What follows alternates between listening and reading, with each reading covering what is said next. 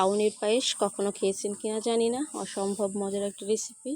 তো আজকের রেসিপি দেখে বুঝতে পারবেন কিভাবে এত মজা করে আমি রেসিপিটা করেছি। কাউনের পায়েসটা এতটা মজা হয়েছিল, না দেখলে বিশ্বাস করবেন না। তো আসসালামু আলাইকুম প্রিয় ভিউয়ার্স, কেমন আছেন সবাই? আমি আছি আলহামদুলিল্লাহ ভালো। তো আমি আজকে কাউনের পায়েস প্রথমবারের মতো তৈরি করেছিলাম। তো এই যে সকালবেলাটা আমি আবার 2টা তাল এনেছি, মানে কুড়িয়ে আনছি। আর এদিকে ভাবলাম বাচ্চা কয়েকদিন ধরে বায়না করতেছিল, যখন থেকে এটা কিনে আনছি তখন থেকেই পায়েস খাওয়ার জন্য। তো আজকে সকালটা বেশ সুন্দর, তো ভাবলাম আজকে এই মিষ্টি একটা সকালে মিষ্টি কিছু তৈরি করি। তো সেখান থেকেই ভাবলাম এটাই তৈরি করে নিই।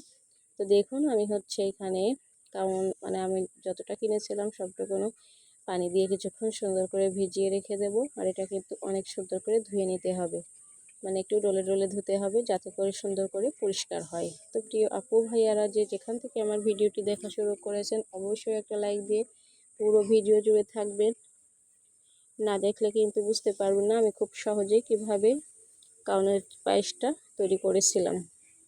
তো পুরো রেসিপি জুড়েই থাকবেন। এখন আমি 10 মিনিট কিছুক্ষণ এভাবে ভিজিয়ে রেখে দেব। তো দেখুন 10 মিনিট পরে আমি ভিজিয়ে রেখেছিলাম, আর এখন সুন্দর করে ক্লিন করে নিয়েছি আর একটু পানির মধ্যে নিচ্ছি। তো এখানে প্রথমে আমি অল্প একটু পানি দিয়ে কিছুক্ষণ জাল করে নেব। তো এখন কিন্তু আমি চুলায় জালে দিয়ে দিয়েছি, আর এখন কিছুক্ষণ পর অপেক্ষা করব বলক ওঠা পর্যন্ত।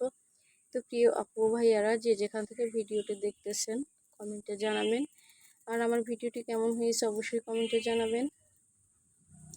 তো দেখুন বলক কিন্তু উঠে আসছে। তো এটা আমি মানে প্রথমবার রান্না করেছি, কনফিউজড ছিলাম যে এটা কি হবে কি না, মানে সিদ্ধ হবে কেমন কিভাবে। এই জন্য আমি সামান্য একটু পানি দিয়ে আগে কিছুক্ষণ বলক করে মানে সিদ্ধ করে নিচ্ছিলাম, যাতে করে তাড়াতাড়ি করে মানে হয়ে যায় এই জন্য। আর একটু ভিজিয়েও রেখেছিলাম। তো যাই হোক, আমার টিপসটা কিন্তু একেবারেই কাজে লেগেছে। আমার কিন্তু বলক উঠে আসার সাথে সাথে চালগুলো একবার ফেটে গিয়েছিল। আর এখন আমি দুধ, তেজপাতা আর দারচিনি, এলাচ দিয়ে দিয়েছিলাম। তো পায়েসে তো এটা অবশ্যই দিতে হবে, না দিলে ভালো একটা ফ্লেভার আসবে না। তো এখন আমি সুন্দর করে জাল করে নেব বলক উঠে আসা পর্যন্ত। তো এখানে কিন্তু একটা কথা বলি, পায়েস বা কোনো কিছু মিষ্টি জাতীয় রান্না করলে আগে কখনোই চিনিটা অ্যাড করবেন না, একটু পরে অ্যাড করলে কিন্তু অনেক ভালো হয়। মানে পায়েস বিশেষ করে চালটা এগুলা চিনি আগে দিয়ে দিলে কিন্তু সেদ্ধ হতে চায় না। তো এটা যখন দেখবেন যে 50%-এর বেশি সেদ্ধ হয়ে গেছে, তখন কিন্তু আপনি যে কোনো মিষ্টি দিয়ে তৈরি করবেন সেটা অ্যাড করে দিবেন। তো এটা কিন্তু অনেক সময় আগে দিয়ে দিলে মানে ভালোভাবে হয় না। তো আমি আমার অভিজ্ঞতা থেকে বলতেছি। তো আপনারা দেখবেন হয়তো আপনাদের হতেই পারে। তো আমার মনে হয় এটা একেবারে রাইট। তো দেখুন আমার পায়েসটা কত সুন্দর বলক উঠে আসছে, আর এটা কিন্তু অনেক ক্রিমি হয়েছিল, আর রান্নাটাও মাশাআল্লাহ অনেক মজা হয়েছিল। আমি কিন্তু বেশি কিছু দেইনি, আমার কাছে বাদাম বা কোনো ফ্রুটস ছিল না, তো এই জন্য আর কি ওটা দিতে পারিনি। আপনাদের কাছে থাকলে ওগুলো আপনারা অ্যাড করে দিবেন, তাতে কিন্তু খেতে অনেক ভালো লাগবে। তো গ্রামে থেকে আসলে এগুলো সবসময় পাওয়া যায় না হাতের কাছে, তো এই জন্য দিতে পারিনি। আপনারা অবশ্যই যদি পারেন দিয়ে দিবেন। তো দেখুন এখানে আমি আরও কিছুটা দুধ দিয়ে দিচ্ছি। আমি কয়েক ধাপে কিন্তু দুধ দিয়েছি, একবারে দেইনি।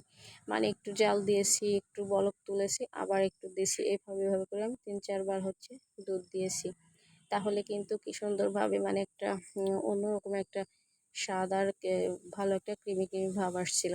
তো এখন কিন্তু আমি এই পর্যায়ে চিনিটা দিয়ে দিয়েছি প্রয়োজন মতো। আমি কিন্তু সবসময় একটু মানে বেশির থেকে হালকা একটু কম মিষ্টি পছন্দ করি, তো সেই হিসাবেই কিন্তু আমি চিনিটা দিয়ে দিলাম। আপনারা যদি চান তাহলে বেশি বা কম করতে পারেন। আর এখানে চাইলে কিন্তু খেজুর গুড় দিয়েও রান্নাটা করা যেত, তো আমি চিনিটা দিয়েই করলাম। এখন তো খেজুর গুড়ের সিজন না, এই জন্য।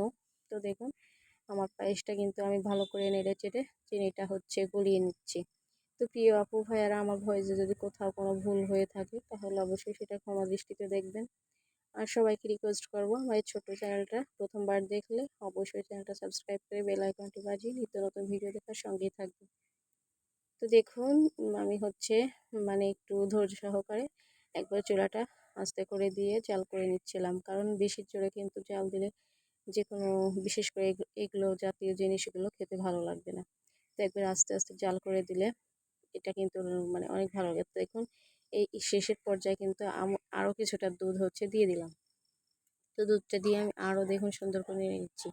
আর দেখছেন আমার পায়েসটা কতটা সুন্দর হয়েছে, অনেক লোভনীয় হয়েছিল কিন্তু খেতে। তো আপনারা কখনো কাউনের পায়েস করেছেন কিনা জানি, তো আমার প্রসেসটি যদি ফলো করে করেন তাহলে খুব সহজেই 10 মিনিটের মধ্যে আপনি পায়েসটা রান্না করে নিতে পারবেন।